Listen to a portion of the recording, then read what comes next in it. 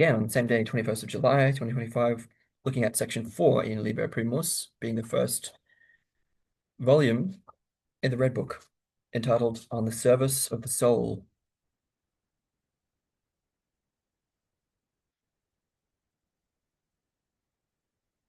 On the following night, November 15, 1913, I had to write down all the dreams that I could recollect, true to their wording. The meaning of this act was dark to me. Why all this? Forgive the fuss that rises in me. Yet you want me to do this. What strange things are happening to me? I know too much not to see on what swaying bridges I go. Where are you leading me? Forgive my excessive apprehension, brimful of knowledge. My foot hesitates to follow you. Into what mist and darkness does your path lead? Must I also learn to do without meaning? If this is what you demand, then so be it. This hour belongs to you. What is there where there is no meaning? Only nonsense or madness, it seems to me. Is there also a supreme meaning? Is that your meaning, my soul? I limp after you on crutches of understanding. I am a man, and you stride like a god. What torture! I must return to myself, to my smallest things. I saw the things of my soul as small, pitiably small. You force me to see them as large, to make them large. Is that your aim? I follow, but it terrifies me.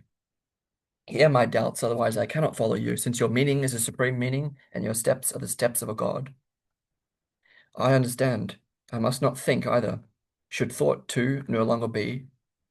I should give myself completely into your hands. But who are you? I do not trust you. Not once to trust. Is that my love for you, my joy in you? Not once to trust. Is that my love for you, my joy in you? I do not trust every valiant man, and not you, my soul.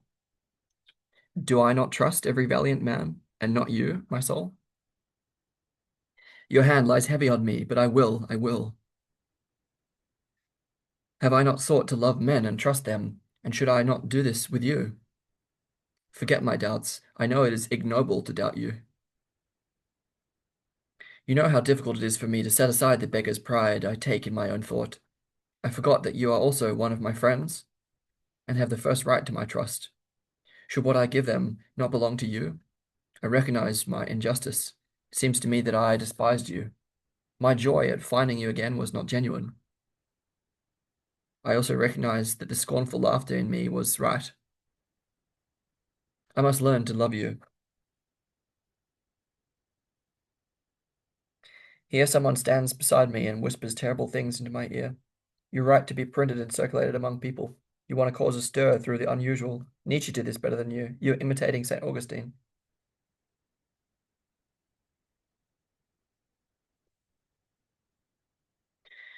Should I also set aside self-judgment? I am afraid.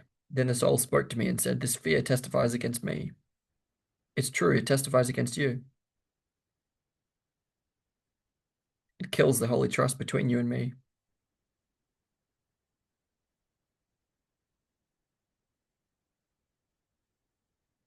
And italicized, again indicating a different voice, different speaker. How hard is fate? If you take a step toward your soul, you will at first miss the meaning. You will believe that you have sunk into meaninglessness, into eternal disorder. You will be right. Nothing will deliver you from disorder and meaninglessness, since this is the other half of the world. Nothing will deliver you from disorder and meaninglessness, since this is the other half of the world.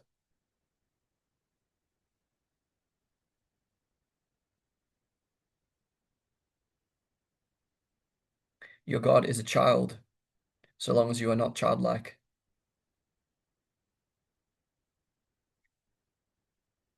Is the child order, meaning, or disorder, caprice? Disorder and meaninglessness are the mother of order and meaning. Order and meaning are things that have become and are no longer becoming.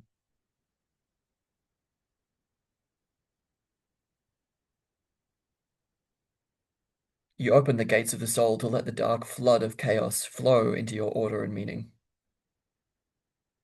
If you marry the ordered to the chaos, you produce the divine child, the supreme meaning beyond meaning and meaninglessness. Are you afraid to open the door? I too was afraid, since we had forgotten that God is terrible.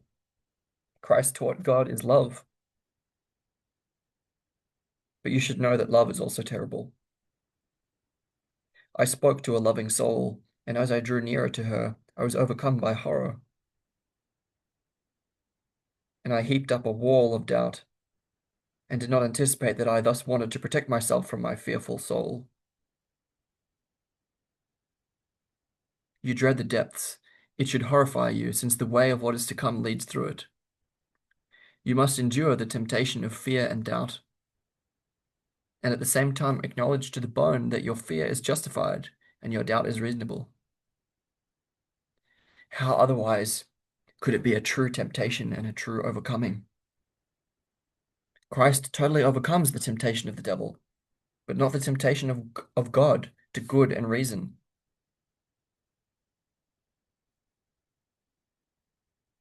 Christ thus succumbs to cursing.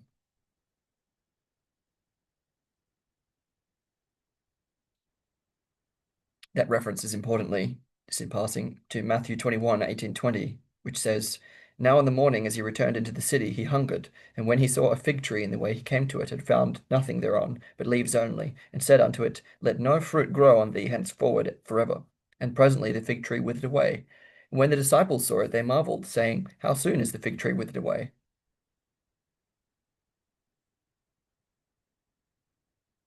In 1944, Jung wrote, The Christian, my Christian, knows no curse formulas. Indeed, he does not even sanction the cursing of the innocent fig tree by the Rabbi Jesus.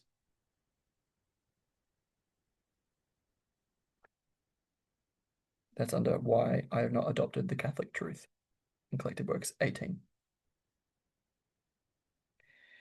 In any case, Christ totally overcomes the temptation of the devil, but not the temptation of God to good and reason. Christ thus succumbs to cursing.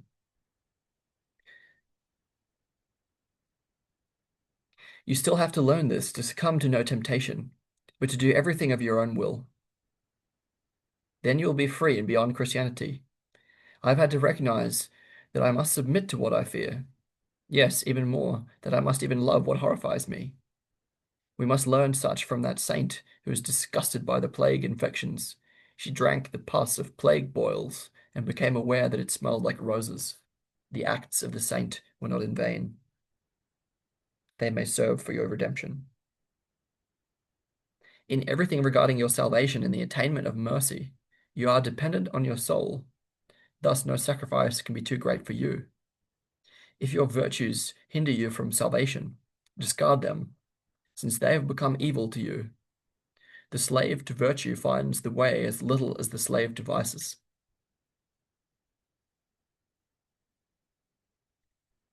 If you believe that you are the master of your soul, then become her servant.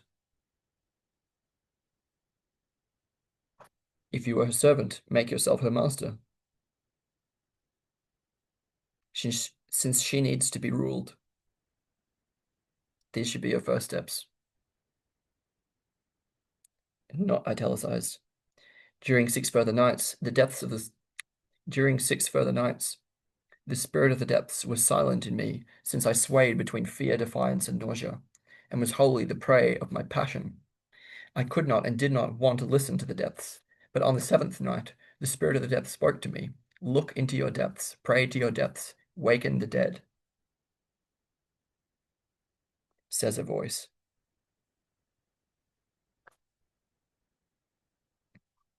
But I stood helpless and did not know what I could do. I looked into myself, and the only thing I found within was the memory of earlier dreams, all of which I wrote down without knowing what good this would do. I wanted to throw everything away and return to the light of day, but the spirit stopped me and forced me back into myself. That being the fourth section in Liber Primus, entitled On the Service of the Soul.